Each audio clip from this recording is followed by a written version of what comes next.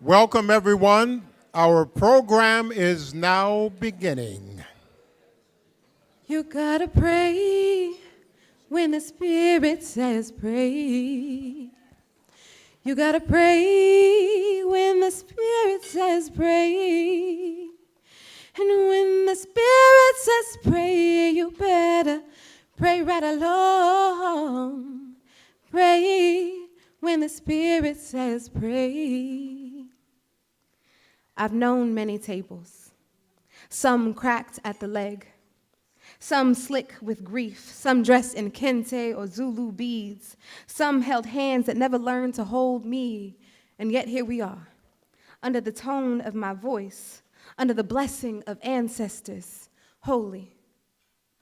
Those who see us in our purest form, those who see us when the world chooses to look away, those who know our names before they call us missing, who braid resilience into our scalps, who bless our tongues with holy fire. We go to the table with bare hands, 1,000 reasons to praise, to dance, to be alive in these bodies. We go with our whole mouths open, ready to sing a hallelujah or offer a Hail Mary, with our whole spirits leaning in. This ain't just a meal. This is a reunion. A testimony passed down in cast iron. If you listen closely, you'll hear the heart of a continent on your shoulders. Hold on, just a little while longer. Hold on, just a little while longer. Hold on, just a little while longer. Everything will be all right. Everything will be all right. We set the table like altar, with offerings layered like love and labor, taking the smell of our roots through flavors that speak in ancestral tongues, spiced like stories we dare not forget. My mouth be a harvest, string beans snapped by hand, simmered by soul, a side dish with backbone and memory.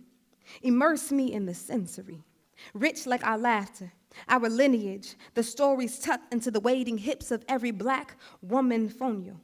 Ancient grain, like you remember every foot that touched the diaspora and ain't never forgot the way our language tasted. Fire roasted chicken, lentil and herbs with the spice of a slick tongue cousin. This meal, made in God's grace like it too, came from a line of women who marinated a heartbreak and make you ask for seconds, so we sip. We savor, we smile, knowing that this too is a protest, is a slow dance with liberation, a thank you to every poem that took the place of punishment, every freedom song sitting in the back of a church pew with a heartache full of eulogies, every tambourine disrupting our mourning, every sun that couldn't wait to kiss our skin. Let us break fast and be full of every harmony presented onto our plates, because we are that holy. Tonight, let us be full of the legacy slow cooked into our bloodline, of grandmothers who stirred pots while humming freedom, memory in the seasoning of every woman who turned a meal into a miracle. Let us be full of the prayer in the pot, the praise in the pour, the altar in the apron. So please, repeat after me. One hand to give, one hand to receive, as we eat in Umoja for the self-determination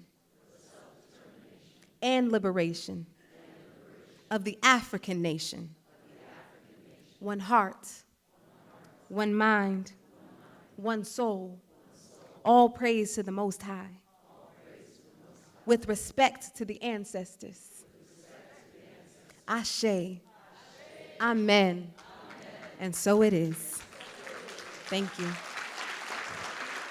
Thank you, Cece, for that beautiful blessing. Good evening, everyone. My name is Minetta White, and I am the Executive Director and CEO of the Museum of the African Diaspora. I am proud to announce that this year makes the 20th year anniversary for MoAD.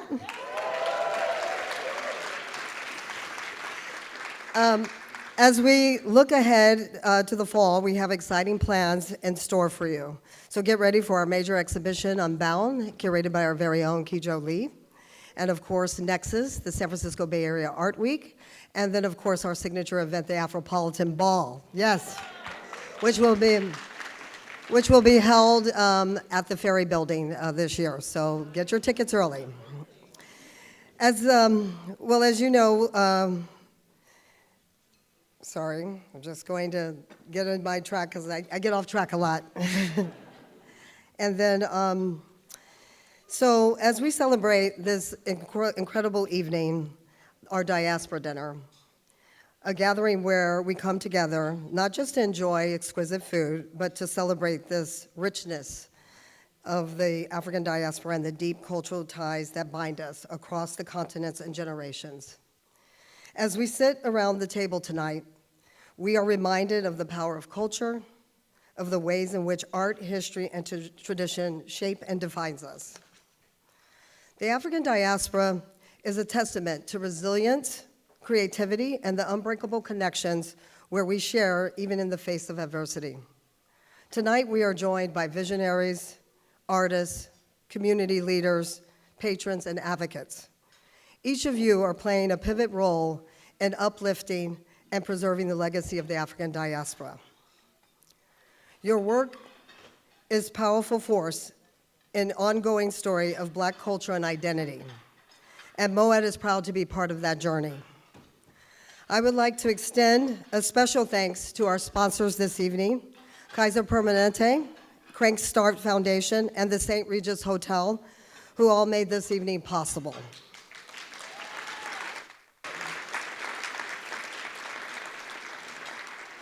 Your generosity and commitment to the arts and what allows us to continue our work and bringing people together in this way. To our Board of Trustees, thank you for your steadfast leadership and for being here tonight to support MoAD's mission. Your presence and guidance are invaluable as it continues to shape the future of Black art and culture. I hope tonight serves not only as a celebration of the past, but as a moment of inspiration for the future. One where our audience, where collective commitment to the arts, education, and community continues to flourish and make an impact. I hope you all enjoy this evening and company and conversation. And with that, it now gives me pleasure to introduce our chef-in-residence, Jocelyn Jackson.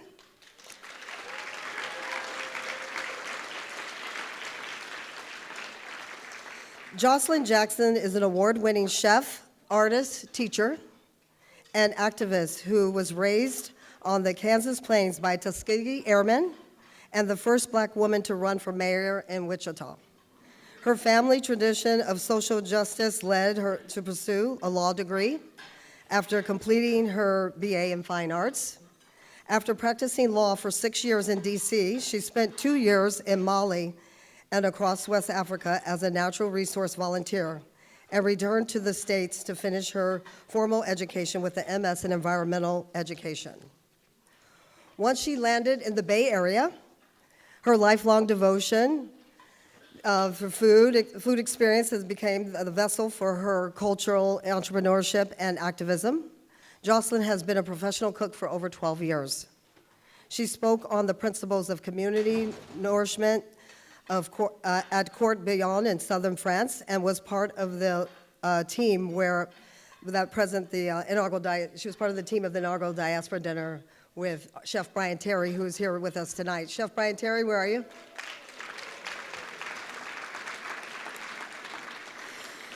Jocelyn is also the founder of Justice Kitchen and the co-founder of People's Kitchen Collective. Both organizations serve the center the life experience and liberation of Black and brown people using food, art, and social justice as the vehicle for change. Jocelyn in her 3rd year as the MoAD Chef-in-Residence. Thank you so much for all that you do. Please welcome Jocelyn Jackson to the stage. Come on up. Hello, everyone. Thank you so much for joining us this evening. I am grateful to be here with all of you because every year that we get to host this experience, it feels exactly like that reunion feeling. It feels like the people that chose to come here did it on purpose, and it's undeniable that when we come together in this room and we choose to really focus on the brilliance of our culture and of our people, our joy is uplifted and our time together is purposeful, and we take it out into the world together. So thank you for saying yes to this evening. I want to introduce someone special to you that just happens to be here at the very perfect time, I think. For example, has anybody seen Sinners? Okay, you know what I'm talking about.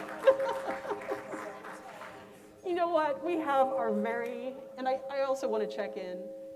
If anyone wants me to adjust anything for the microphone, let me know, because I'm here for you. Are we? Okay, they got it. Thank you, I appreciate it. Okay, you know, Toni Tipton-Martin is phenomenal. She is a journalist, an author, a 3-time James Beard award winner. And you know what? I also want to call it back to 1991 because that was when she became the first Black woman food editor of a major daily. Did anybody know that? Come on now, the first Black woman editor, food editor of a major daily. Thank you so much for being that person. We need our firsts. She's also a Julia Child Award winner and currently the editor-in-chief of Cook's Country magazine. Her books include, I feel like people need to shout them out. Jemima Code, Jubilee, what's the third J? Juke Joints, Jazz Clubs, and Juice, which you all know about. And it is really incredible to also make clear that most recently she helped put together a book, also first of its kind, When Southern Women Cook, and that's out of the America's Test Kitchen as well. This is a person that chooses and decides to originate so much scholarship that we don't even know that we're longing for, and does it so well. I also want to say that there's been a beautiful project in her life. It's Sandy or Sand? Sandy Youth, yeah, Sandy Youth Project. In 2008, she founded this project. It's also hosted things like the Children's Picnic on an annual basis. It hosted the Soul Summit, which was also the first of its kind, really talking about race, identity, power, and food. Toni Tipton-Martin, thank you. Thank you for being all of these things and more. And can we have a conversation together? Come on up.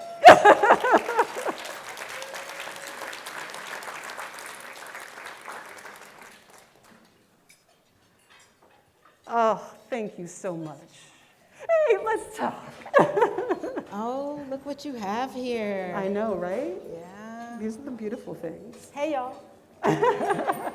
And I want to say once more how honored I am that you are here with us, that you have decided to join us here on the West Coast in the midst of so much that you're doing in your life.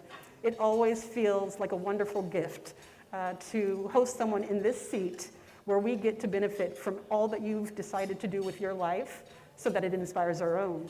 And one of the things that we want to make sure we're starting this conversation with is what's on the plate. We don't want to bypass that moment, right? Right. Everybody's seen the menu, you've seen your program, and you might have an inkling of the flavors and the stories that are about to come. But I want to have a moment of talking them through with you a little bit, and I'm going to give you exactly this. I think I should have There brought you mine go. up here. Absolutely. So And- one of the things that people should know about my work is that I am in pursuit of equity and helping the next generation understand that African American foodways can provide an opportunity for economic independence. We want our young people to know that our ancestry is rich with food history, but it was in some ways appropriated from us. Yeah.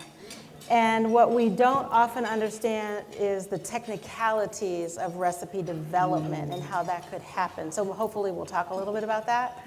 But what I'm leading to is the idea that recipes are intellectual property, certainly. Yours and mine, They're separate. But if we're making the same thing from the same recipe side by side, they're going to be a little different. And that's your property and my property. So what I ask everyone who buys my books or any chef that prepares my recipes is to adapt them with intentionality. I want the recipes to reflect the community where they're being served. So while these recipes that you're going to experience tonight have been driven by the recipes they were inspired by the recipes in Jubilee and Juke Joints, they have a local flavor.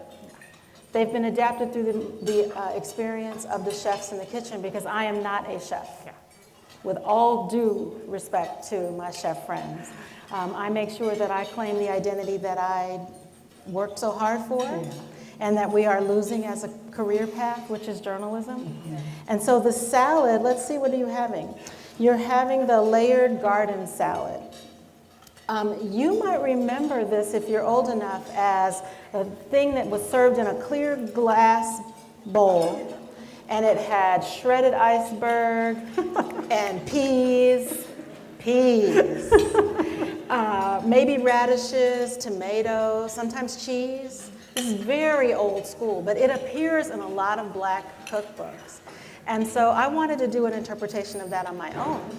And so tonight what we're having to start is the chef's adaptation of a layered salad, which obviously wasn't delivered layered, but it probably had its beginnings that way. That's exactly right. And it really is a special moment of when you talk about it's in many different cookbooks. It's family cookbooks, it's reunion cookbooks, and it also is these formal cookbooks. Right. But all of these flavors are memories for us. And I'm glad that we've been able to create a menu that really does speak to all of this history and how we are each our own recipe developer. Absolutely. In that tradition, but we're hailing back to something. We are, and what I hope people take away is that when you make a recipe from one of my books, it's not important to me that you share with your guests that this is a recipe that you got from Toni Tipton-Martin and Jubilee or Juke Joints. What I want you to say is that this is a cake that was inspired by Melinda Russell in 1866. And we need to call her name. We need to call the names of the ancestors to keep them alive. Listen, Melinda Russell. All right, you want to get started? Let's get started. Let's go. Let's go.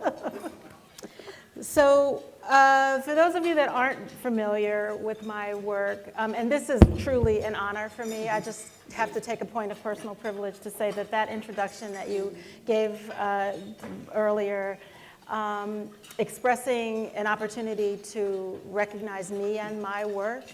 If you don't know me, it has never been about me. I am a journalist. I came into this field with a desire to tell news stories. Yeah. And I had a professor who suggested that I could use the features department of the newspaper as a way to make my way to hard news. So I have never been interested in creative writing, essay writing, first-person writing. It's always been about the people. My intentionality was to promote people in the community. What I didn't know was that those people, our ancestors, had such a rich life because of the erasure that has taken place in food history. And so let's see. I was a reporter for the LA Times. Yep. I was offered the opportunity to become the food editor for the Plain Dealer in Cleveland, and my first question was, let me check a map and see if there's a major body of water, right? Because I was from LA and I wasn't going far away from the Pacific. And so there was Lake Erie, so I thought it would be okay. It wasn't okay. They weren't interested in the stories that I wanted to tell. Cleveland is a neighborhood, has got multiple neighborhoods and much diversity, but they're ghetto kind of encampments where people are segregated. Right. And I didn't want to talk about Wolfgang and Michelle Richard and all of the New York and LA chefs. I wanted to talk about what was happening on the ground in Cleveland. And that was the first inkling that I had that the world wasn't fully ready to hear what I wanted to say. So I left there, I gave up my career, and I came home to raise my children and follow my husband all over the place, as wives often do. And in the midst of that, preparing and thinking about going back into the workforce someday, I kept my identity alive by writing. And we experienced a tragedy in Los Angeles and lost my father.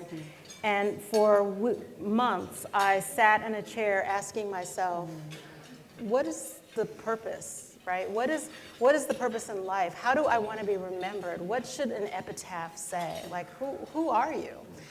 And I decided that I was going to use my proficiency with words to ensure that no one, this was very naive, but that no one would have to die in a hospital because they had received poor treatment ever again. Right.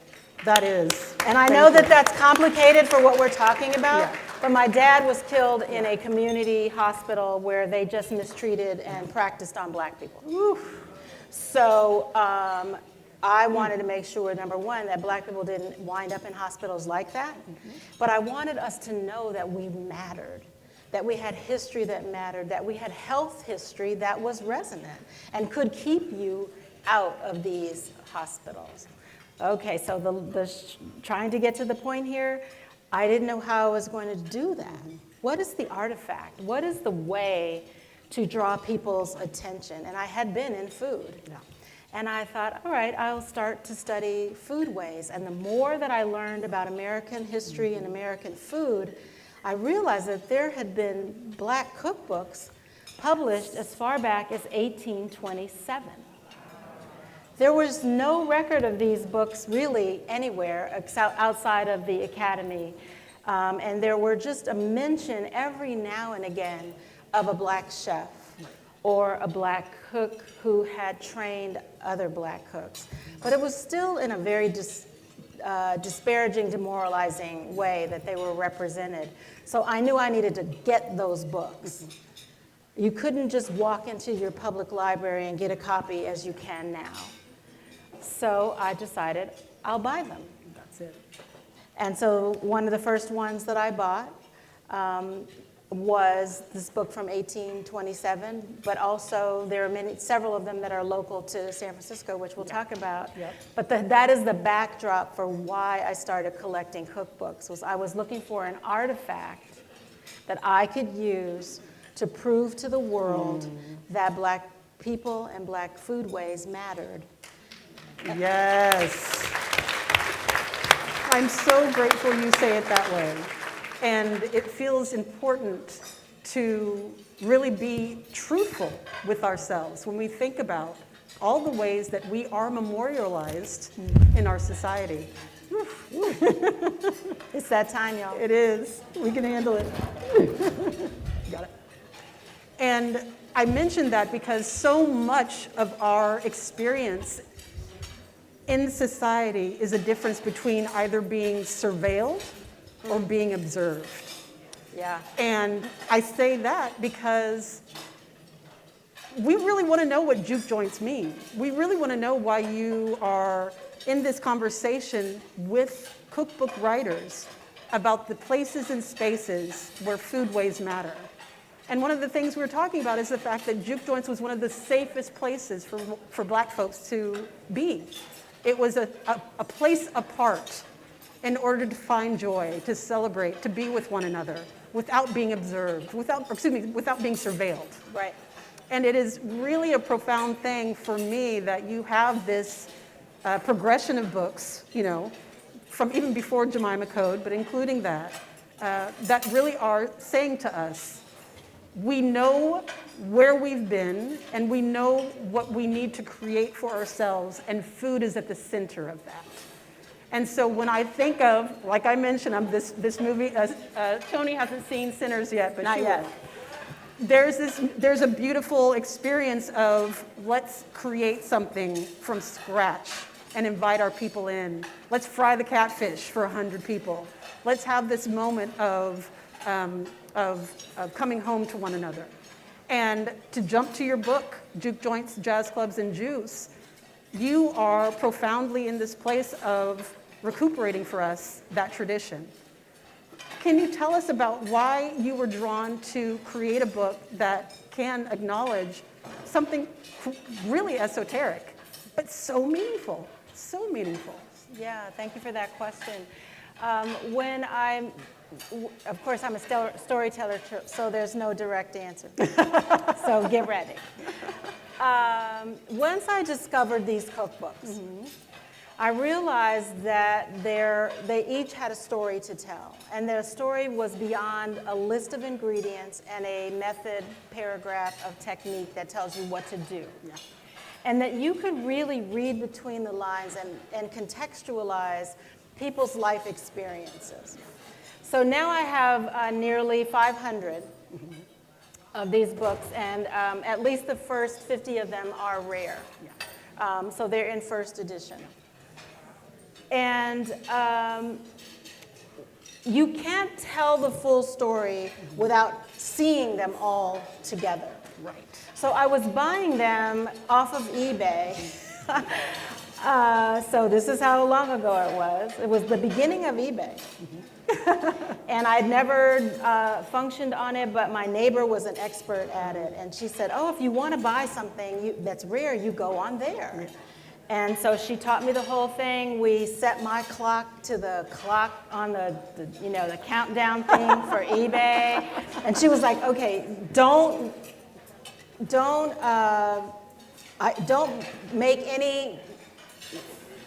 connect to this book at all. Just watch it.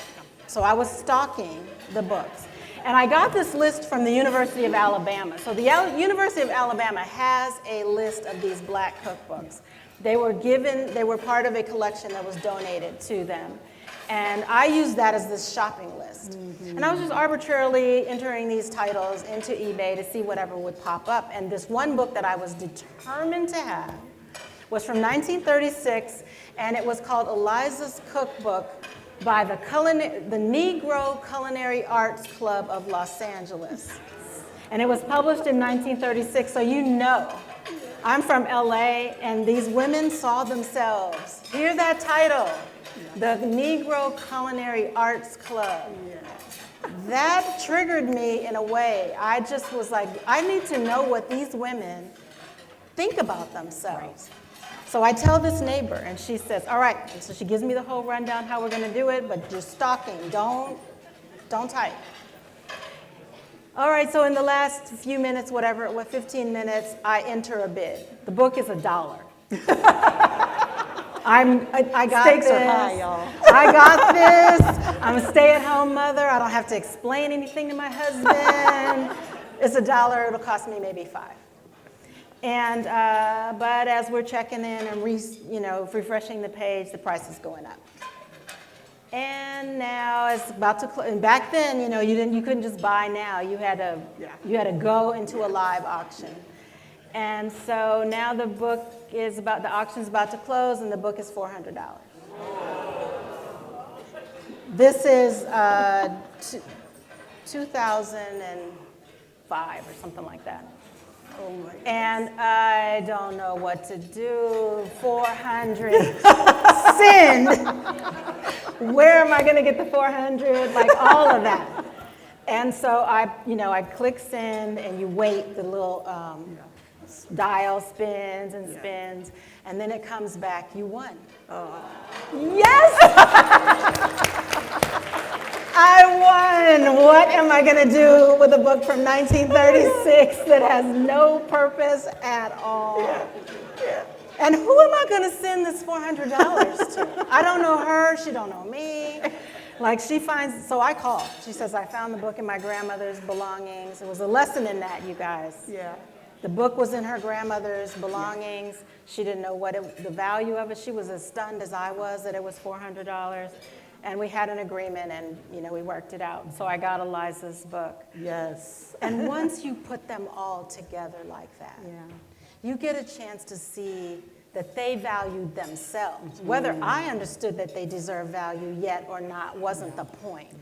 But each one of them, through the introductions that they wrote in their books, the way that Abby Fisher, who we'll, I'm sure, talk about, each one of them leaves us little breadcrumbs that we can attach to our own cultural experiences, think about where these books were coming together in context, and then ask ourselves some questions. So to your question, what about juke joints? Every story about a juke joint is a negative story. It's a rowdy place. Even Alice Walker, you know, it's a rowdy place, knife fights, drunken people, loose women, wild men, all of it. And I'm sure, maybe, yes. Yes. Yes. But I'm here not to say things don't exist. I'm here to say that there are more experiences. We always hear people say, oh, black people are not a monolith. It's cliche now to say that. So I'm looking for a new phraseology for that, but the reality is we've had multiple experiences in this country, and we've been defined by only two. Negative and illiterate laborers who contributed nothing. Oh my goodness, and let's change that story a little So bit, shall we are changing that story, and the juke joint wasn't the beginning. Yeah. It's just the next phase in the series Yes. that needs to be told. That's it. Thank you so much for taking that on. And I am going to do another interlude because that's what the moment calls for. Okay, are they coming Because around with something? We have an entree that I really want you to tell people about because it really is bringing a whole bunch of stories together. It's our fire-roasted chicken in a chile sauce over fonio with the string beans Creole, a la Creole. And then the vegan option is a stuffed delicata squash with, this idea of, this beautiful expression of vegetables and season. And that one actually honors Abby Fisher and Mammy Pleasant in their stuffed eggplant. That's where that comes from. Love that. And the chili sauce is your chili pecan from Jubilee, I right? recognize that. And so why did you select these recipes to put in this book? Why did they rise to the top when you were thinking, I need to have an expression of, I need to have this expression of foodways and of story? Sure.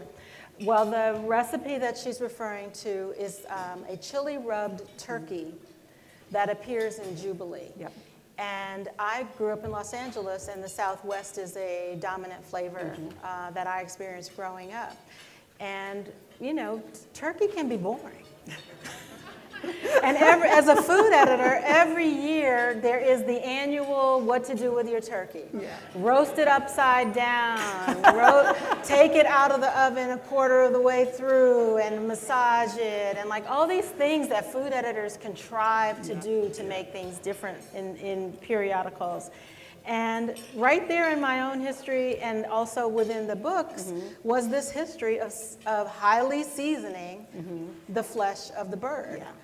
And I write in Jubilee that I'm certain people will see that recipe as heretical and think, how can this possibly be African American? Or how about those green beans that are Creole green beans? Everyone thinks the expression of African Americanness rests within soul, which means a piece of fatback or some kind of salty pork. Maybe the green beans are simmered until they collapse. But I grew up with a vegetarian mother.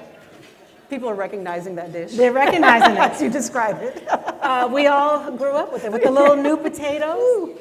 In the hands of Edna Lewis and Tanya Holland. Yeah. Those, and Bryant, wherever he is, I didn't see him. Oh, there he is. These recipes take on a whole nother character. But the only character we've ever been defined by is that of the, related to the slave cabin as the predecessor for soul food. And the struggle I was having growing up in Los Angeles was I didn't eat that. Yeah. We had all of these interesting Southwestern flavors. And so I just looked through the books until I found the validation that I was not alone. There we go. And that's how that recipe winds up in the menu. I looked through the books until I found the validation that I wasn't alone. I need that to be heard, because I think everyone in this room can relate to that particular experience of life. Absolutely. Yeah, we are a community of folks that are absolutely often in a space of division and often in a space of community. And where is the place that we find the validation for our own instincts and for ourselves and our lived experience? I'm so glad that you shared that that's one of the ways that you relate to the projects that you take on, because I think that's also what I want to do in this next part of our conversation. Y'all know Abby Fisher and Mary Ellen Pleasant? Yeah, some of you do. Abby Fisher and Mary Ellen Pleasant are extraordinary women who found themselves in San Francisco during the Gold Rush era. Those are some wild times, y'all. Truly and completely some wild times. But both of these Black women took it upon themselves to find incredibly brilliant expressions of how to share their food and how they make food with their communities, with the world, that was very much recognized in their time. This isn't they were found later, it was not, they were superstars. They were superstars. Abby Fisher, I would say, earned the equivalent of a James Beard Award when she got the Mechanics Institute, That's right. certificates. On your postcards in your program, y'all, you gotta do some homework, okay? On your postcards in your program, you'll see Mary Ellen Pleasant's portrait, but beside it, you'll see the certificate that Abby Fisher earned for her jellies and preserves. She doesn't have a portrait. The picture that is on the internet is from a Black Americana postcard. It is not her. And so I use this as her representation so we can get the story right. That's right. And I want this to be a moment of us being able to connect to place, because on the other side, you will see that these two women were in proximity to one another for a big chunk of their lives in this world of how do we do food, how do we do success within food, and really thriving and succeeding at it. Tell us what you were connecting with when you found out about the stories of these two women. You did such a great job of bringing those images together, because the point that you're helping to develop here is the fact that without any physical evidence of a thing, historians have not recognized that to be an accurate history. So the oral tradition has not fully been respected until recent years. Yeah. But that's the way that we communicated. That's the way that they communicated. They were in full community with lots of other accomplished people. There were citrus growers here.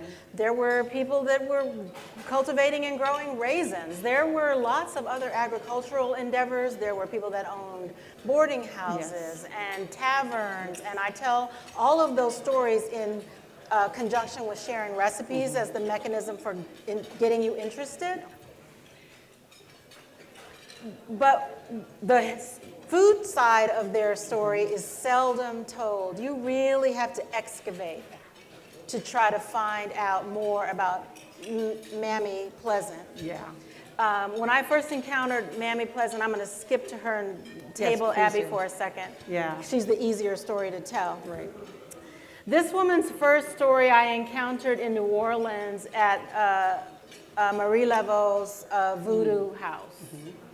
And the story goes that this woman, Mary Ellen Pleasant, was trained in voodoo behavior activities by Marie Laveau, and that there is historical acknowledgement that Mary Ellen Pleasant was a wealthy woman. Yeah.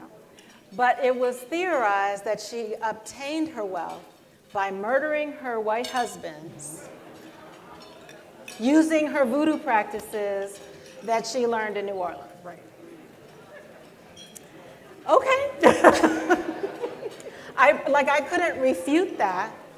But back then, to be able to find another artifact that would dispute that was so difficult to find, except that her property's right here in San Francisco. Exactly. You guys know about that street with the eucalyptus trees. Right, 1600 block of Octavia. Who's seen, 1600 block of Octavia. Who has seen that miniature park? It's called Mary Ellen Pleasant Park. She planted those six eucalyptus trees. Trees there, and she left evidence that she had been here. And the one image you could find of her back then was the mansion that was on that property. And again, asking myself some logical questions, I was just thinking, wow, this woman killed a lot of people. Like, some of it just does not make any sense, right? So that's the story of Mary Ellen Pleasant. She traveled around a lot around the U.S., and she obtained a lot of food experiences. And this woman in the 50s recorded her history and theorized what the recipes were. It's not one of my favorite stories to tell because it's fictionalized. And in my view, there was enough fictionalizing of Black food history. I only wanted to deal with the people that were truly real people. That's right. And it's really important to mention her also because we think that even before C.J. Walker, oh, absolutely, Mary Ellen Pleasant was the first Black woman millionaire. Yeah. And many times over is what is understood. This woman was a millionaire, and she was still called a mammy. Still called a mammy, still accused of obtaining that through voodooism, and then apparently she spurs the Harper's Ferry that rebellion. Incident, the rebellion that provokes the Civil War. Yeah. Because of the money that she contributes to John Brown. That's right. So she was an abolitionist in her own right. So there are these stories that are embedded within food stories, but it takes an interdisciplinary approach to finding that story. And in that way, that's why I'm so proud to promote journalism. Because at one point I thought I needed to get a PhD in order to do this work. Yeah. And my PhD friend said, no. This is an investigative reporter task. Yeah. And so I would just pull together variables from all different places, and you can hear those stories in ultimately what becomes Mary Ellen's life story. And it has got many, many tentacles and branches on it. It's a fascinating story. I'm going to mention one more because this just do. blows me away. Again, this book was published in 1970 by a person. And this is a drawing in the book, an illustration. I'll give you one guess who drew this picture. There's an answer. Oh, you can't see it. Thank you. So there was an architect that was enlisted to do the illustrations for this cookbook. This architect is a descendant of the slave owner that owned Mary Ellen Pleasant and set her free. And his name was America's Price. Y'all, you can't write this. This is incredible to me. That's also what this cookbook identifies and uplifts as a story that we need to not forget. Well, I love that you've talked about joy as part of this storytelling. So let's talk about Abby and her joy. Exactly. Can you talk about this? I will tell you about precious Abby Fisher. Yes. So for the longest time, this fragile little book published in 1881 was thought to be the oldest Black cookbook published in America. Abby Fisher was a formerly enslaved woman who left North Carolina by way of Mobile with her husband and located here in San Francisco. She brought with her skills for pickles and preserve making, which many of us, we know that that's the skill that all of our grandmothers and aunties had, was make canning goods from the season. That's right. And she won awards for that. And because of the advocacy of the white women in her community, this book comes to be published. And her story in that regard is not that unusual. In those early days when the women were not able to read and write, the white women in their communities partnered with them and produced the books. Exactly. So that's a really important contextual point to make when we talk about current affairs and even before, this idea that history should divide us. History has been created and calculated to intentionally divide us, but these artifacts help us see that there was a synergistic relationship between those women and those communities. Yeah. We can criticize and be very critical of the white women who historians have said just wanted to record the recipes of the black women. Okay, again, I say that's true. And it's what we have. But why do you want her recipe? Let's ask some other questions rather than just the conspicuous way of marginalizing and degrading. Let's look through the recipes and ask ourselves some logical questions about why these recipes matter. So Abby was thought to be the oldest recipe in this historical collection of black cookbooks until Melinda Russell was discovered in 1866. Both books are available in facsimile, so if you wanted to buy a copy of Abby Fisher's book, you would get something like this. Do you have that? Oh, yeah. Finby, could you ask Chef for our purple cookbook? I think he has it. You'll get something like this. Applewood Books is the purveyor that creates them. They print them almost verbatim. Once they're out of copyright protection, they can just recreate them. So Abby's book was very rare, and my personal passion for her story was located right here in San Francisco. Celia Sack, who owns and operates Omnivore Books. And provided the books that are on Provided display. the books that are here, including this one, and also... Yes, thank you. And she also operates a store that isn't too far away from where Abby Fisher That's right. lived. And in 2013, something like that, Celia she posted on her website that she had obtained a collection of Southern books. And this book was one of the books in that collection. And the going price was $3,000. Yes, she just did say $3,000. Now remember, I told you that only a few years earlier I had spent $400. Exactly. And now Celia wants for $3,000. It's escalating. It's just going up. And I haven't written a word that values these books. Yeah. And so I enter my credit card into Celia's back cart, and it says I got the book. But then Celia calls me, and she says, I don't know you, you don't know me, but your credit card crossed in the mail with someone else, and you didn't really get the book. I was so brokenhearted, and then she said, well, if it'll make you feel any better, Whoopi Goldberg is the person. No, that doesn't make me feel better. Now I know that she just paid you more.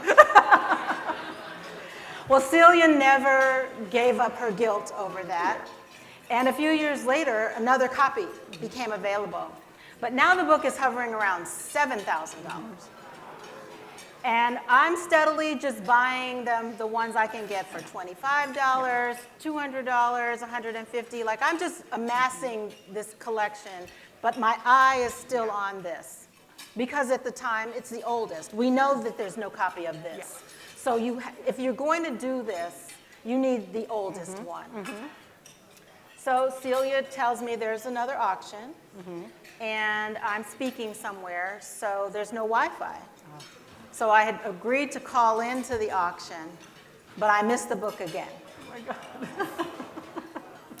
So I'm beginning to think maybe Abby and I don't have a thing, and the book comes around again in 2017. Okay.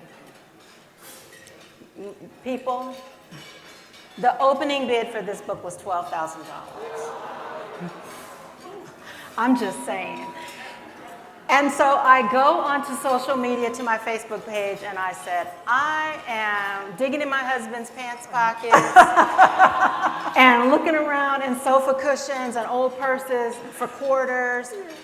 I got to have this book, but I need $10,000. And among my benefactors that's here, Lucy is here, I get notices on the side that say, you really need to do a GoFundMe. And I thought, that is not appropriate. I'm a journalist. But also at the time, you know, that was, the people used GoFundMe for funerary needs and other really serious health emergencies. Right. And it just speaks to really what the value, people who had started to see me and hear me talking about these people and their lives and how important it was for them to be known. People began to say, you need that book, so put up the GoFundMe. So I did, and I raised $10,000 in 10 days. Oh my goodness. Your people love you. My people, they love me. And so I went to auction. Celia went to auction for me, and she called me, and she said, listen, this book is in terrible condition. There's a big old bite out of the back of it. It looks like a varmint, you know, got a hold of it. I don't know if you should pay this amount of money, but I had publicly said I was going to. So I finally do now own a first edition of Abby Fisher's book. Yes! For the low, low price of $15,000. And if you want to buy it today, it is currently, there is a new one, there's one available at auction today. It's $22,000 for the opening bid. So what is the point of this story? People have realized that the history these stories tell is more than just recipe stories. It is helping us understand the contributions that African Americans made to the creation of America in ways large and small. There would be no American cooking. I like to say that the mistress of the house might have owned all the china and the beautiful linen from Europe, but if that black woman didn't put any food in the plate, there was no party. Yes. And so these books help us understand the connections to Africa. Abby's work and many of the other books at the turn of the century, they are not soul food in nature. They're not survival food. They're not the food of a struggle. They're telling us something else about their experience. And what is that? They're saying to us that the food we made for our communities, wherever we served it, belongs to us. So that gets back to the intellectual property question. I have a question for you. Okay, I'll take it. What do some of our celebrity chefs cook at home when they're not on TV or in their restaurants? Like, let's just pick somebody like Emerald. Do we know what Emerald makes at home? What does Emerald make at home? How about Martha? Do we know what Martha makes at home, other than what she's making with Snoop? Exactly. What's her daily food? What's her daily thing? Yeah. Right? What do these people get their celebrity status for? Anybody? What are they known for? Chicken? Well, where do they make that chicken? Not at home, right? Where else? At work. Uh-huh. At the restaurant? At the restaurant? On the television show? They make it at work. Right. So the reason these books were not valued, the few people that knew they existed, said this was white people food. And I say that with as much disdain as you heard come out of my mouth, because it's offensive to me to say that they were making white people food. They were making the food that belonged to them, that they seasoned and put into the plate. And no one else has been held to that standard. We've only credited them with the food they made at home. And we owe all respect to our African American ancestors who created something from nothing. Yeah. From that slave cabin, who were able to forage and grab a few nuts and stir those into whatever they could put into the pot, but also who could excavate their memories from Africa and contribute dishes that we don't even think about having African American origins, like the rice dishes of the Carolina Low Country. So no disrespect to the Southern soul experience. No disrespect. None at all. But we should be known for more than that. And so the food that we make at work is fully the food that belongs to us. And so I am giving identity and status back, dignity, to people like Abby who earned accolades for her food. Absolutely. And Absolutely. thank you for that. Yeah. Thank you for that. Extraordinary. And you are talking about, this incredible tradition that you have of excavating from this collection of nearly 500 books.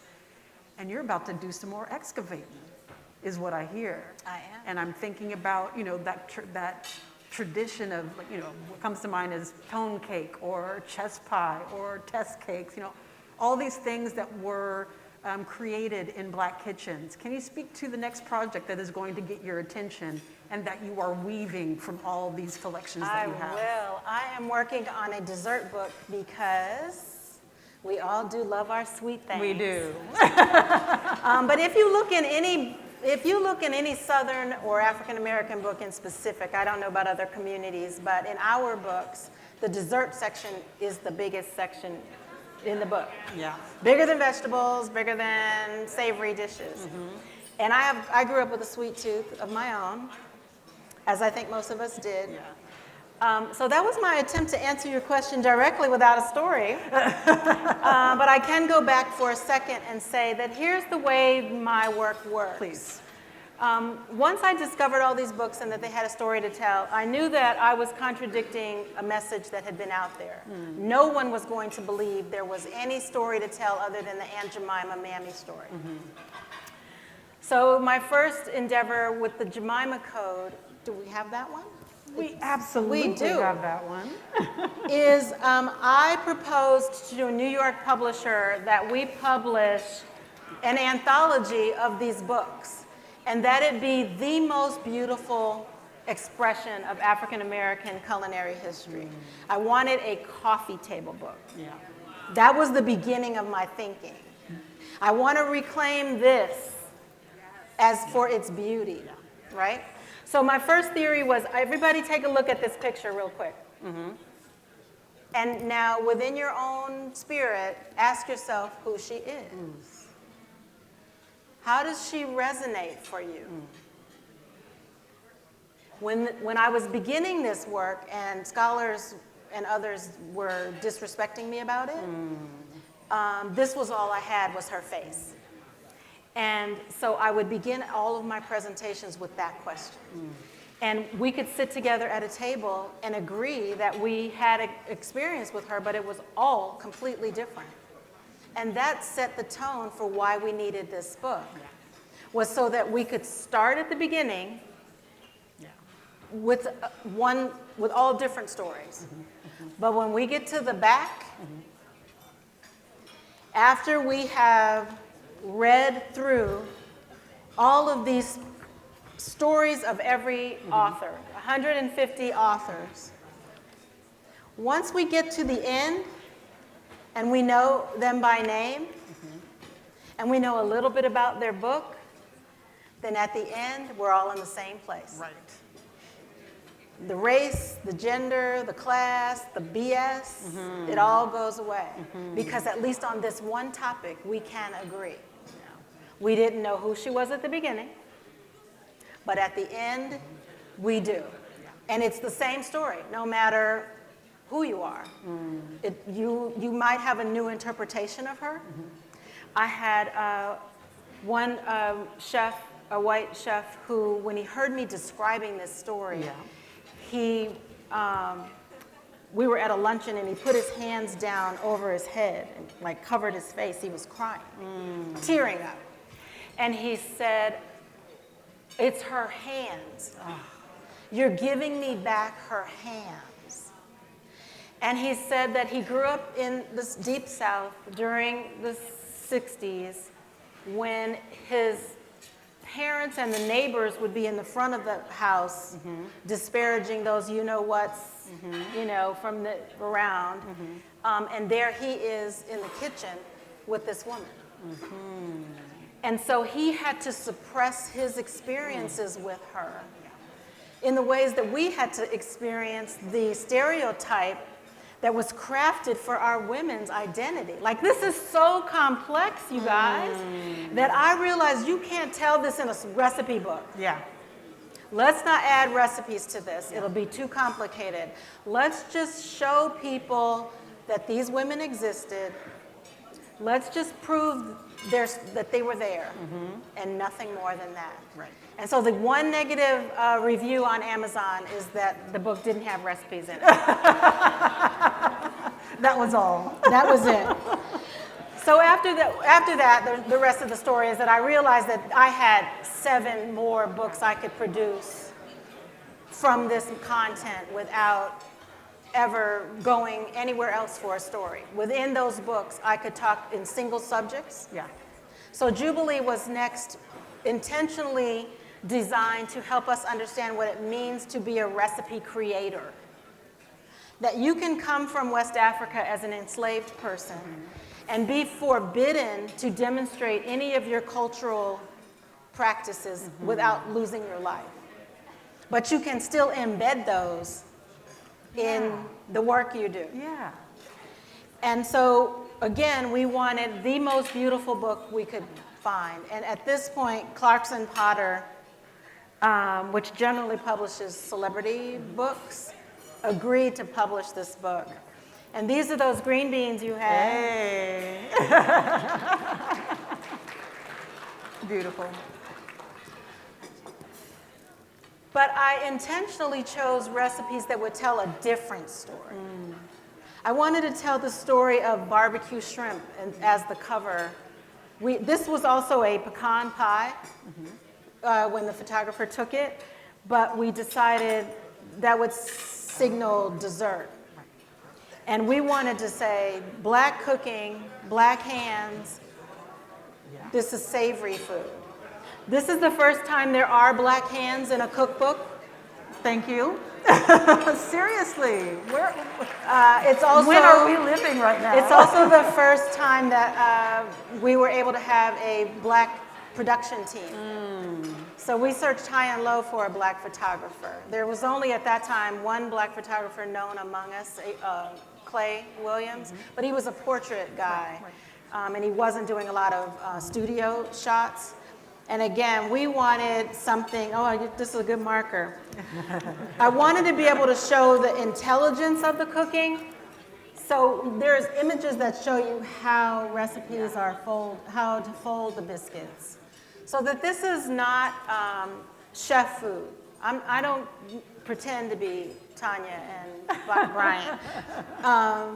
This was designed to be food that will be timeless.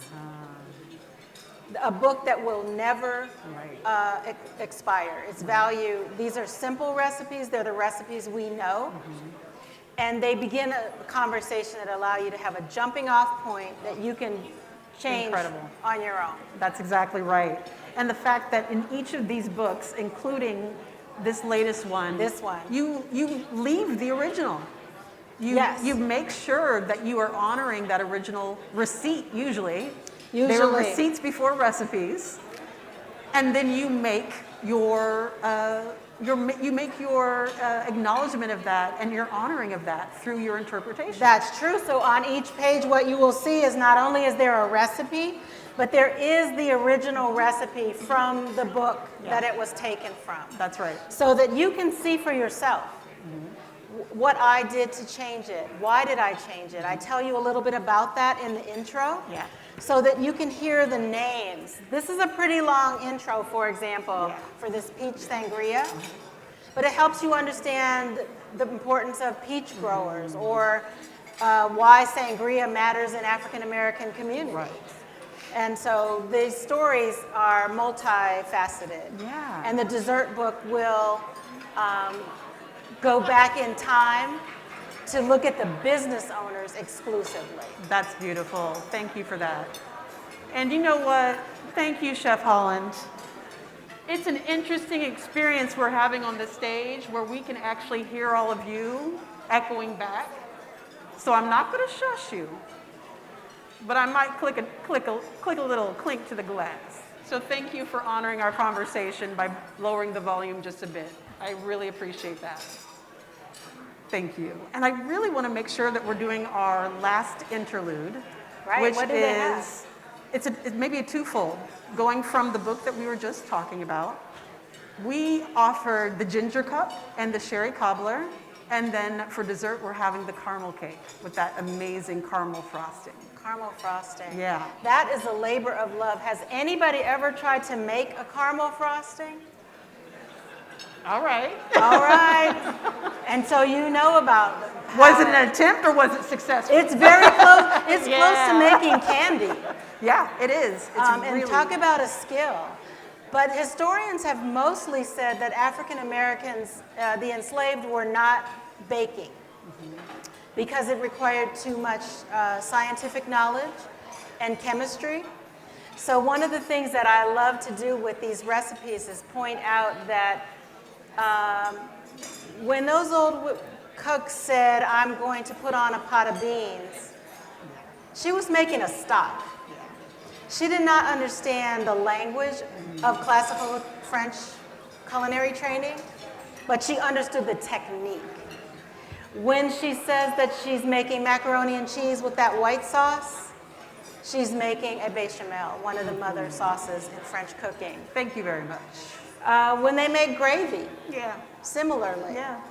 And so there's so much intelligence in our food. I'm so glad you chose the caramel cake. I wouldn't have chosen it because it is so delicate, and yet it's very rich. What are you guys thinking of it? Do you like the cake? You like it? It's hitting? Okay. St. Regis could do it. I knew they could. And the two beverages that you chose are California Yep. in nature. We wanted to highlight California experiences, and oranges. Yeah. Oranges have a rich history in African culture. That one of the books that you have out there, Miss Wilson's, she has a full section on orange recipes. I love that. And that was interesting to me that in the 50s, when that book was published, she was recording, I think they're Nigerian recipes. And it turns out that the passion for bitter oranges in Portugal were brought over by the Moors. And so this idea that Africans and African Americans have enjoyed orange is long, a history, a habit of long history. I love that. Thank you for giving us an insight to what those recipes mean and how they're powerful to place and to people. Yeah. And, you know, I want to ask one question you may not have an answer to or want to answer, but you just told us you have 7 more books coming. I've decided to cut that back. Okay. One of the solutions was working for America's Test Kitchen. When I agreed to take that job, it was during the pandemic. It was also a time of the media reckoning, so there was a lot of black screening and posturing towards the African American community, and when I received that invitation, I was very concerned about whether I should take that job, because I'd been out of the newsroom for a long time. I'd never been a magazine editor. But I had those 7 books in my soul. And so when Southern Women Cook is the expression of everything we've been talking about. It is the culmination of my passion for increasing race tolerance, for increasing health in the community, when I say health, I mean health in a holistic way, not just through our preference for vegetarianism in West African cuisines, but our mental health, our financial, entrepreneurial health. And so that book tells the story very similar to these stories, but only as they relate to Southern women. And so it's a diverse group of women. Yeah. There are stories about Chinese women, black women, Mexican American women, Vietnamese, Gulf shrimpers. The woman who created did you know that a woman is responsible for the red wax drip on the bottle of Maker's Mark? How about that? We tell those kinds of stories in that book. And there's a lot of talk about Edna Lewis in that book. And so it's just a really wonderful way of introducing a broader community to the work that I do as it relates exclusively to African Americans, to show that there is diversity among Southern women across the board. Yes, thank you for that. Yeah. It really is important to always be investigating and curious about those realities. Yes. You know, and it really feels like a powerful commitment that you have, not to rest in how something is being shared from a historical context, but to make it meet the present moment. Right. And that is something that is one of your magical skills that I definitely need to make sure to uplift. You stay relevant. Well, you asked about, we're full circle, and you started with the Juke Joint. Yes. And when you do that research, it's easy to Google now. But at the time I was researching, you couldn't find anything that wasn't disparaging about a black juke joint, including some photographs that were taken during the 30s that the captions say things like black men wasting their hard-earned money, right? And just with extracting the joy from that space for us. So you can see within these stories the ways that our ancestors covered some of that up. And so they didn't always say it was the juke joints. They were often called the cafe. These are places where women might have opened up a part of their home, their front room. I'm echoing. Is that you or me? Are we echoing back there? Just a little. There we go. There we go.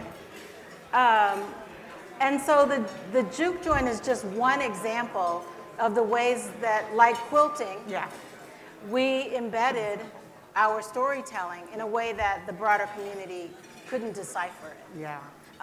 But we owe it to ourselves to go back and retrieve those stories. The next generations need to value their ancestry, and our ancestors need to get their dignity back. Ooh. So what I ask everybody to do at the conclusion of talks like this is go to someone in your family, a matriarch most likely, and ask her for a recipe that resonates for you. Okay. And when you do, she will say, "Oh no, baby, I just throw that together." And you press, and she'll say, "Well, come over here and I'll make it for you." So you go. I want you to go, and I want you to stand with her. Yeah. And she's going to say, "Oh, I just throw it together." And if you really want to know how to record it, stop her hands and measure it. But get that recipe and get that story, because I guarantee you there's an important story in there. She's going to start with that job that she got at General Motors and how proud she is that she was a factory worker. And eventually she will scrape down to why making that dish was so important in the family. And we then begin to create legacy for our own families, and we break down the barriers that say we're only of, black culture or white culture. Those are contrivances, right? We all are immigrants to this country. We came from somewhere else. And it would behoove us to know from where. Yeah. For us, that's harder to do. But everyone can go and find out what that ancestry is and preserve it. Become proud of it. And share it with the next generation. Thank you so much for that. Thank you. Yeah. So grateful for you. I'm so grateful for you, Toni. And I am going to do one more reminder. If everybody could turn to your neighbor and say, oh, honey, could you quiet down just a little bit? Okay, everybody do that? Okay, everybody hasn't done that. Good. If you can hear me, clap once. If you can hear me, clap twice. Ooh. Okay, we're there. Ooh, wow. Thank you. Quick, let's tell a story. So appreciate it. Let's tell about. Really quickly. Let's tell them about. Please, yeah, keep going. All right, quickly. 1866, she came before Abby Fisher. This book was, there's only one known copy of it, and it's at the University of Michigan. It was found in the attic or the belongings of the woman who founded Sunset Magazine. Yeah. She was the editor. And you can see the original one online. Actually, I didn't notice. There is a picture of it here, the cover of it. Why does she matter so much to me? I was going to build my dessert book around her because she had a bakery. Most of the recipes in here are baked goods. Mm-hmm. That's right. She had a boarding house. But here's what I want us to also remember for the children. She was a free woman of color, 1866. She was free. Her parents were free. But she was a single mother, and she was raising a challenged, handicapped child. She was robbed twice, and she was born and raised in the Appalachian Mountains of eastern Tennessee. And so she tells us a bunch of things in this 1 or 2 paragraphs in her intro. And this is how we get our stories. Why I'm asking you to go home and get someone else's story in a couple of sentences. She's an inspiration to single mothers today who will say, oh, life is so hard, I have to do this or that. And we say, baby, it's not that hard. Learn about Melinda Russell. She was an entrepreneur at a time when African Americans could not even make eye contact with white people walking down the street. So she had to understand inventory, pricing, sales and marketing. Do we know about that when we think about these black women? We just read the stories that they were hucksters and vendors. There's so much entangled in just her little bio that can be inspirational to the next generation. So I hope that when you read the stories, yes, you will cook from the recipes, but you'll be able to say to someone else, as you just turn to a neighbor, have you ever heard of this Melinda Russell? Let me tell you about her and how she can be so inspirational to our kids. Yeah, thank you so much for making sure we heard that. So important. And we are going to turn to a bit of a Q&A moment because people are burning with questions. And in this moment also, Elizabeth or Thimby or Joyce, if you could grab the purple copy of Abby Fisher's book from Chef. There's a purple copy of Abby Fisher's cookbook that Chef has. If one of you could grab that for us. I think Joyce might know where it is. But it should be in the kitchen somewhere. We'd love to see that. Yeah, because people can't handle it. Michigan just reissued this. And that's what I want to point out. Yeah. Like these facsimiles that you were mentioning, I want to say specifically, Toni Tipton-Martin made it so that we could have this book. She made it happen because she made sure this annotated bibliography was written, that we knew the odds and the stakes of what it means to have these books in the world. I got this copy and it was reissued in February of 2025. Yeah. Okay? So it's no mistake that the work that you do has palpable, meaningful impact in the world and makes it so that people literally don't disappear. So thank you, thank you, thank you. And I do think we have a microphone from Elizabeth, and I know that I've actually, if you don't know who you are, you'll probably know after I say this, I have some plants in the audience. Ooh, with questions already? And you know that you are implied who you are. But if there is any question that any of the folks here would love to ask, here we have one. Is this a plant? That's no plant, no plant.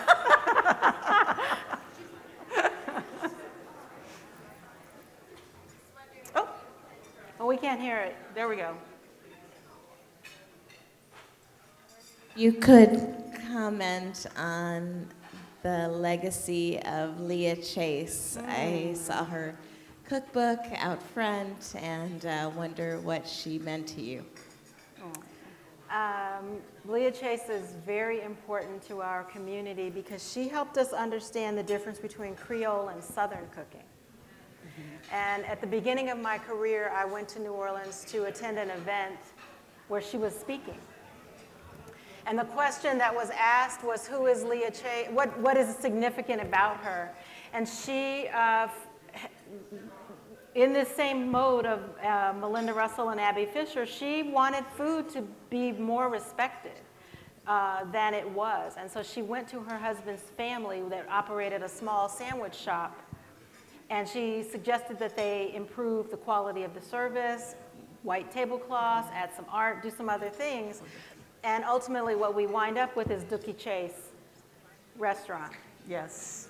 Which served as an institution of, during the civil rights movement, where people could come together in a non-segregated space. But civil rights leaders could also gather there. We didn't used to hear that story about it. We heard about it being across from the projects. We heard a lot of things about it. So that year that I went down there, the question from the floor to Miss Chase was, what's the difference between Southern and Soul? And back then, that was the question. Anybody in the food world, that was the black question. Right. What's the difference? And she said, ours just tastes better. Thank you. And she will forever, of all the things that I shared with her, driving her to Mass and various other things, that's what I remember, was her being confident and strong-willed enough to say, our food deserves to be served in a beautiful setting. She made jokes about how she thought that should have included lobster thermidor. And the family poo-pooed on that.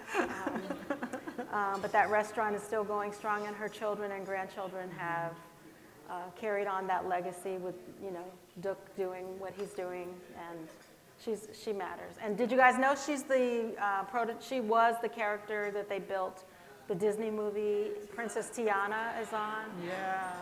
Yeah, I was really mad about that at first. I was mad that this recipe they chose was her gumbo with wieners. Until she said to me, well, baby, we ate it like that. Yeah. Okay, but I just didn't want that to be the only representation. Of all the magnificent food in New Orleans, did we have to go with the wieners? But it made the point. So. I hear you. She's amazing. Thank you for that question. I saw someone else here. Thank you. Yes. We're coming your way. I wondered why I kept having hot flashes. The light is still getting me. Oh, it is. Hi there. Hi. I'm a huge fan of America's Test Kitchen, and I love that you're on Cook's Country. For years, there were certain recipes I looked for on their website. One of them was oxtails. And good luck with that. yeah. But the reason I appreciate it is because they talk about the science and the chemistry of food. So I wanted to know, I've seen a change in what they've offered and what they're presenting in the cooks that are there and the recipes they're talking about and the history. Did you have any influence in changing the direction of the programming? Well, what's a good question? One of the things that is confusing to people is that there actually are 3 elements to America's Test Kitchen. So America's Test Kitchen is the 50,000 square foot building that we occupy in the Boston Seaport. And it is a media company. And within ATK, there are 2 magazines. Cooks Illustrated is the more science-y chemistry version. It is based in French culinary techniques.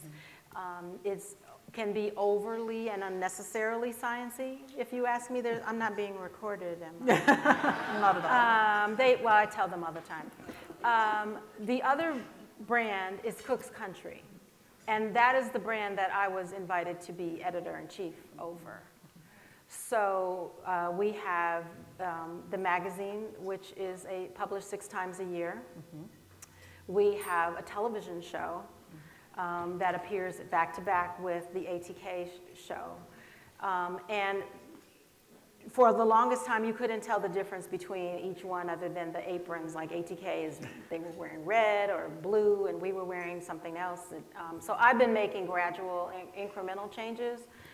There's no advertising in any of the America's Test Kitchen products. So we are completely subscriber-based, and that meant that I had to be very careful in my execution of overhaul and bringing my type of attribution, my respect for attribution and the people behind the story, behind the recipes, because the subscribers weren't used to that. And so people like you that would all of a sudden see my face or some of the others, we knew that that could possibly cause trauma. So Go ahead and say it. so I've been very, very careful about the changes, but with the publishing of this book, When Southern Women Cook, I feel like I've made the full and holistic change that I wanted to the brand. Yeah. And just to be fair, let me just say this, Yeah. in terms of recipe development, when you are trying to come up with the best, most foolproof, we don't say fool anymore, we say fail-proof. When you're trying to achieve a recipe that is translatable to anybody, that they can be successful, it clearly means you're going to be taking pieces from here and here and here and there. And so the cooks that work in the test kitchen, they come up, we give them an assignment, and they go out and research, and they have to pursue what we call a 5-recipe test. And they come back with 5 examples of versions of the dish, and they make them all, and they're tested, and then from that, they narrow into a working recipe. So what that means is that those first 5, now those people, whoever created that, are gone. That's how we get erasure in the food world, because once it becomes the singular recipe, it theoretically belongs to that person. It's no longer connected to those other 5. What I have to help my people understand about that is that's all fine unless you are staying really close to one person's way. If adding, a little sprinkle of Maldon salt on top of the brownie is like what they're doing, it's trendy on social media right now, then you don't owe anybody any credit for that.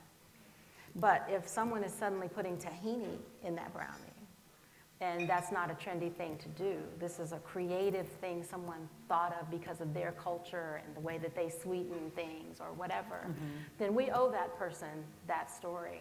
So we are not only making sure that our consumers know the story of how they developed the recipe and all the sources from which they might have pulled ideas, but we're also telling the history behind a recipe. So did anybody know that Hidden Valley Ranch was founded by a Black man?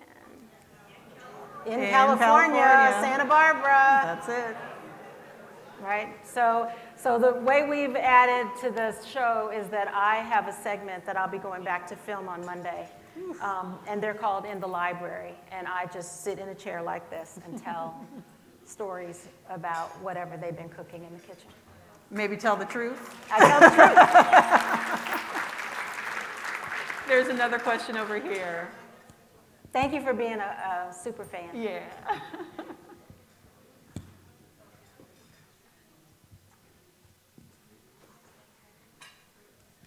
Hi. So I belong to a community of folk from my daughter and son's elementary school where we meet once a month and we have community meals.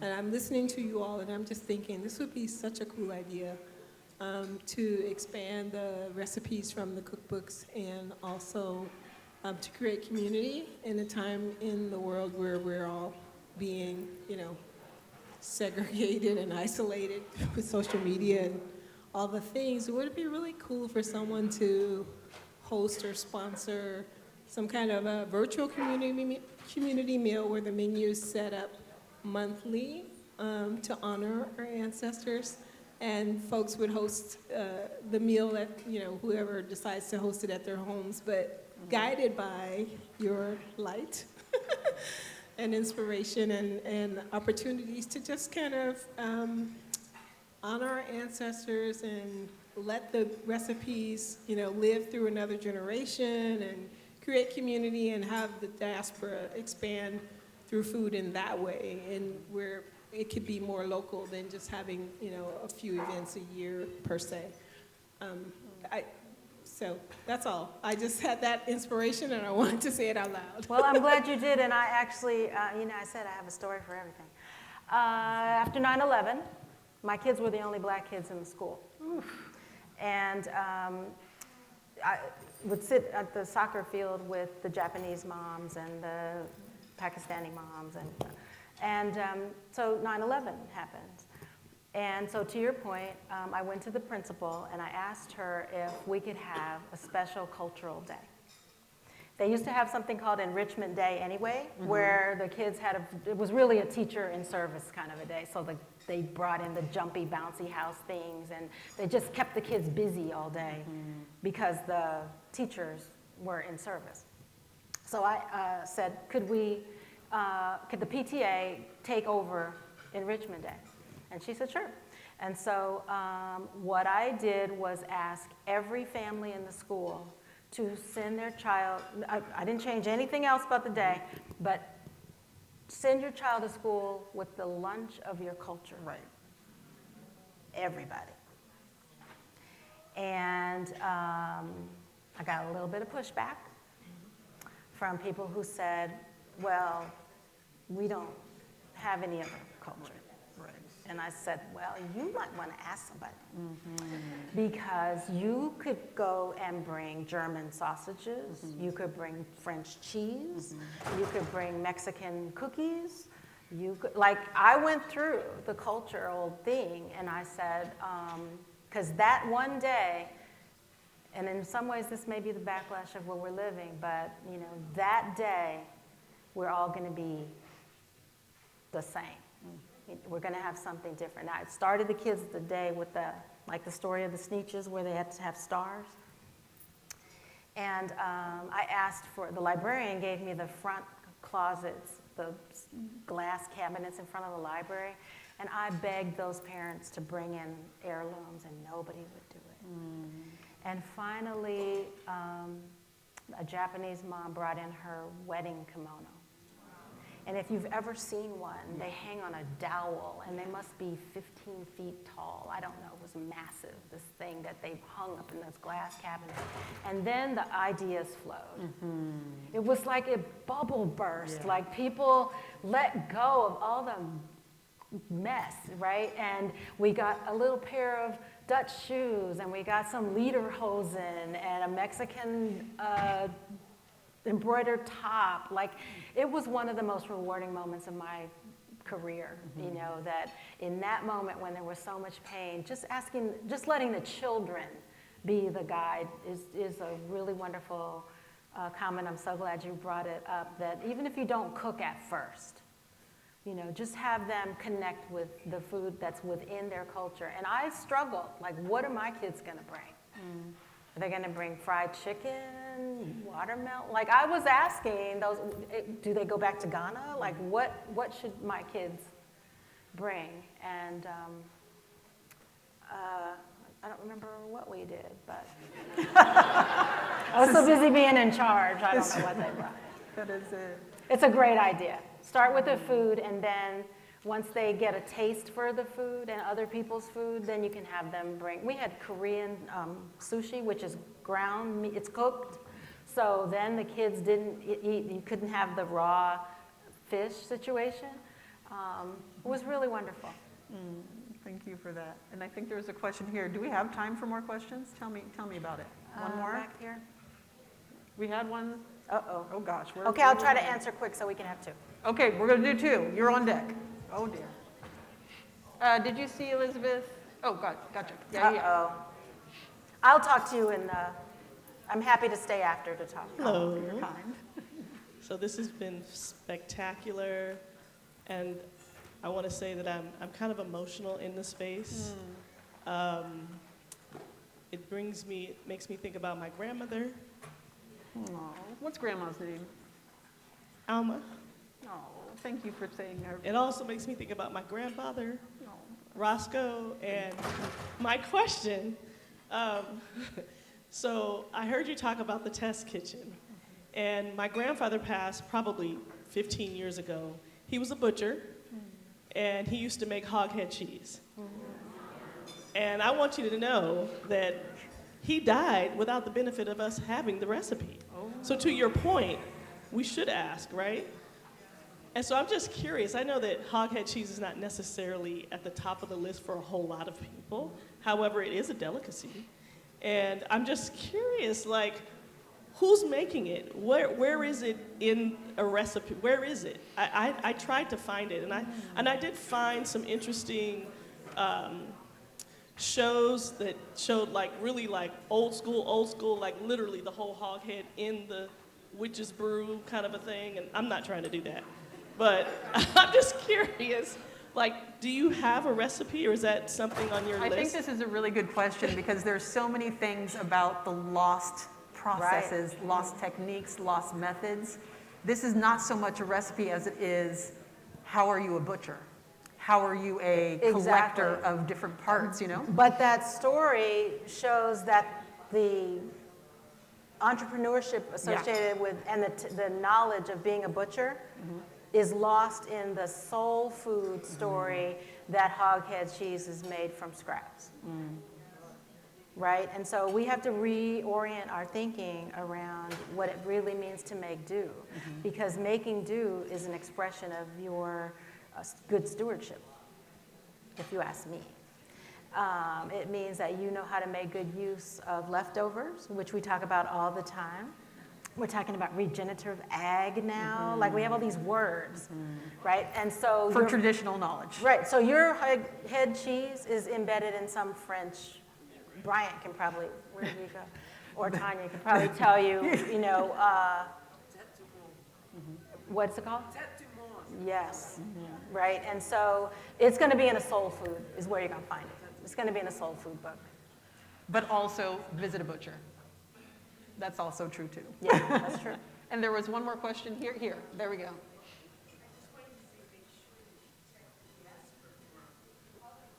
Yeah.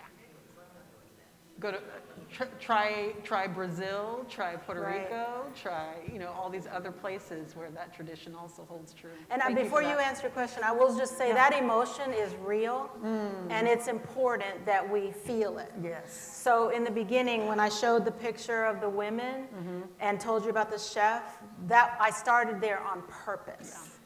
And in the beginning, there were no questions from the floor. Nobody would ask me a question. And I was really traumatized by it until there was a line at lunch, right? 45 minutes worth of people wanted to talk to me and tell me about, if they were black, they wanted to tell me what you told me, that you'd lost the person. And if they were white, they wanted to tell me how important this woman had been in their family. Right. And I was dealing with the psychology of those two things, you know, by myself without a psych degree, you know, but those emotions are real, and the reason we are in the trouble we're in is because we don't let ourselves experience that. But once we do, we can say, our neighbor's having a similar feeling, but for another, they're provoked by something else. So why don't we talk about that instead of talking about all of the other negative things that we do, so that we can enjoy the memory of what it means to have a butcher in your family, you know, and then we can press on together. Yeah, so. I like that a lot. Yeah. And that's a really powerful place to be. Thank you. Okay, sorry about that, sir. No, not at all. So one of the things I so admire about your work is that you have been in this decades-long reclamation project. And it's a reclamation for the diaspora, but it's also a reclamation for America. And it occurs to me at a moment like this where you have an administration trying to claw back Black history, for example. And not just to claw back Black history, but Black institutions. And then you think, well, where might we have refuge? And you have refuge in our kitchens and our tables, right? And so that I want to encourage you, given the platform that you have, and given the audience that's here, to mobilize us around our kitchens and our tables to say that this history will not be lost, it cannot be lost, and that we're in an active reclamation together. Right? Wow.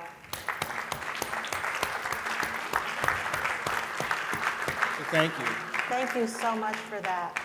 I had the vision of restoring a historic house as a place where this would happen. And tonight has been very special for me, again, because I generally only talk about the people. I don't talk about me. Yeah. But we are in a unique time. But we've been here before. If we know history, we know that there was just a different 1% trying to divide us and using othering as the way to do that. So the point you're making is really well made, that as in Leah Chase's restaurant and any of the other places where they don't control us, they can claw back all of that. That's why we have to create more journalists, not content creators. Can I say that again? She said it. With all respect to the content creators, we need people that can chase down and record facts. So I want you guys to ask those questions of your ancestors and your relatives so that there's a record that no one can take from us. And what we'll do with it, we don't know till this, we get through it. But those people that were escaping, that were sending messages, that were whispering and listening in the big house and telling the people out in the fields, this subversion, this way of subverting the oppression is not new. But it's not always out in the open. And so I have been perhaps criticized because I don't ever comment on public affairs, on current events or anything like that, because I fight with a different tool. And so we are all individuals here that can fight. We can hold dinners together, and we can make a dish from our culture. We can say the subject is, this party is to bring a bread dish, or a baked good, or a beef dish, or you could just set some parameters, but then have everybody just bring the thing that they make. And then your dinner that night is to talk about the similarities. I'll close with this. It's an activity. Please do. My husband tried to get me to whatever you do. Copyright, take ownership of it. Trademark. Trademark, there we go. Okay. Cornbread or pie, either one. Pie, almost every culture takes a crust and wraps it around a filling of something. Just for a minute, think about it. Empanada, egg rolls, samosas, right? But if I say pie, your first instinct is to think sweet, or maybe pot pie, which is relevant too. So pie is one way to enter into this discussion I'm about to give you. The other one is to make cornbread. And the activity that I created, it was that everybody makes a cornbread in their own way, or a pie. So you have a gathering. In my case, it was during food conferences. And we would set up a couple of 8-foot banquet tables. And my students at UT Austin made little labels for all the ingredients one could possibly think of for either one of those things. So we had on one end of the table the dry ingredients: flour, whole wheat, so all-purpose, whole wheat, cornmeal, masa, right? And then you get to sugar, granulated, brown, powder, honey, molasses, like any sweetener. And you had your eggs, and then you had the liquid: buttermilk, sour cream, whole milk, soy milk, oat milk, like whatever those were. Okay, so now the people in your diversity exercise group, they come into the room. You give them a little Ziploc bag. It's a plastic bag. That's their mixing bowl. And then you have some little colored stickers. You buy them at the Office Depot, and they're color-coded to tell the person what kind of pan would they bake it in. And they're not talking to each other. They've just been instructed by the volunteers to follow the rules. Just go down the side of this table, the rules are all right there. And so they put the little sticker on, it's blue if they were using cast iron, yellow if they're using a metal pan, and glass is red, whatever. And then they're told to just choose the ingredients and put them in their bag. No talking, just fill your bag.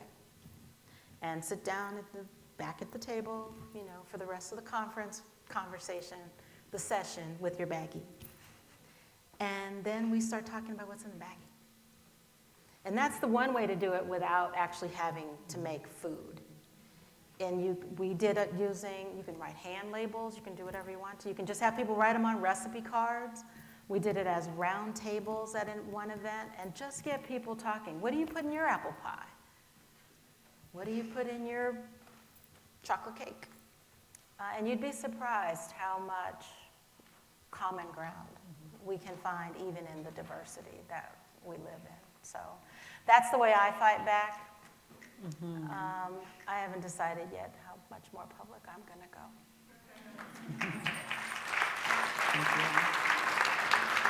Thank you so much, Toni. I feel like another place that I want to, end from is this ongoing theme in our conversation that I can summarize as, everyone here, I want you to understand, I want you to know what is your provocation and what is your curiosity. And from that place, like Abby Fisher, you can go 20,000 or you can go 15. Get her book. Go ahead and go buy her book. But this is a starting point for us all to be in that place of whatever is your discipline. It can be cooking or something else. What provokes you to being curious? And is that curiosity leading to any version of liberation and self-knowledge? Let's do that together. Absolutely. And that's what you do. Yeah. It's not just a cookbook. It's not just a cookbook. Thank you so much for being with us. Thank you, thank you. He's taking a picture. He wants me to take my mask off. Hi, everybody. Thank you, Fisher. I appreciate that.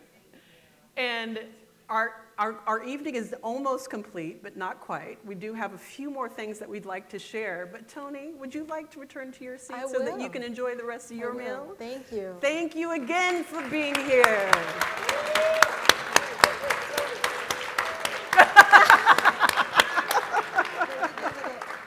Oh my gosh. Can you hear me? Great. Can we give an applause for Toni and Jocelyn one more time? Thank you so much. I also want to acknowledge staff and volunteers that are here tonight.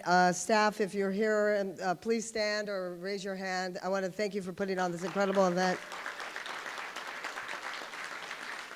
I also want to thank the St. Regis staff for incredible service. Thank you so much. As we come to the close of this beautiful evening, I want to express my deepest gratitude to each of you for being here this evening, for sharing in this celebration, and for being part of something truly that matters, that really matters. The work we do at MoAD is more important now than ever. In a world where we face constant threats to preservation of our culture, where the attempts to erase our history, silence our voices, and strip away the funding from most vital programs, we cannot afford to stand by. Our work is now more important. It's necessary. It is a lifetime for children who need to see themselves reflected in the arts, for Black artists whose voices must be heard, and for the community which deserves to be seen, for our Black artists, and to be heard and to be valued. Tonight, I ask you to stand with us in this critical moment. We cannot allow our culture to be forgotten, and we cannot let these attacks on arts funding go unchallenged. Yes. The work we do together at MoAD is far too important to let it slip away. On your table, because you know I have a job, is on the back of, there's a QR code on how to give to MoAD to support our programs. And we need your support. So please, it's simple, scan, give what you can. Nothing's too little, too big. We'll take it. Every contribution counts. Together, we can ensure that our voices continue to be heard, that our artists continue to thrive, and that the next generation of children have access to cultural education they deserve. Again, I want to thank you all for your presence, your support, and for being part of this incredible journey with us at MoAD. So let's keep fighting for the arts of the diaspora. May our bonds grow stronger together and continue to inspire. Together, we are unstoppable. So thank you all for coming tonight. Again, Jocelyn. Thank you. I think that my mic might be turned off. So I'll come, oh, it's still live? Okay, just checking, because I like the chair so much better. I also want to share some gratitude before we leave this evening. I made a list because I ain't gonna forget nobody. Please, please bless me with that possibility. And I need to start in a very sweet spot, which is how I got here. And there's many reasons I got here, but I need to highlight one of them, and that's Mr. Bryant Terry. As you're taking your bite. Thank you, Chef. Chef was really, a bit of a kind choice there. When there was a moment of transition between this role of chef in residence, Chef Bryant Terry said, you know who would be good for that? Jocelyn Jackson. So thank you so much for identifying the playground that I get to now play on, which is an incredible place for me to continue the tradition that you started. And there's just such gratitude for the opportunity to be in this room, in this world, in this cultural expression because of this role. I also want to thank all the people that have brought this evening together for us. We had Tammy Hall on piano. We had Ashley Jemison on saxophone. Thank you very much. Sierra Gervais. Can we get the words and the sounds of Sierra Gervais whenever we can? Thank you so much. And again, can all the MoAD staff and volunteers please raise your hands? We want to know who you are. Thank you so much. And Timby also in the back, thank you so much for your help.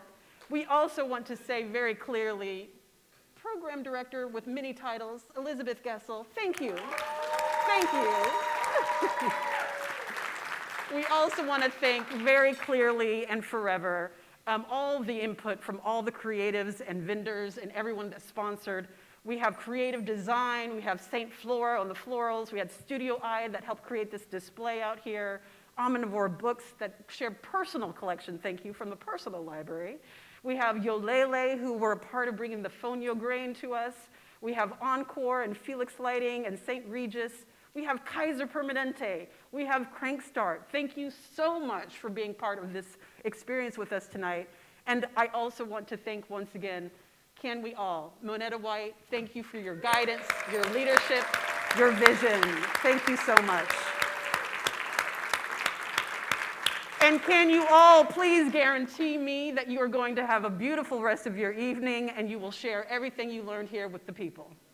Can I get an amen? Thank you. Thanks so much, everyone. Good night. Good night.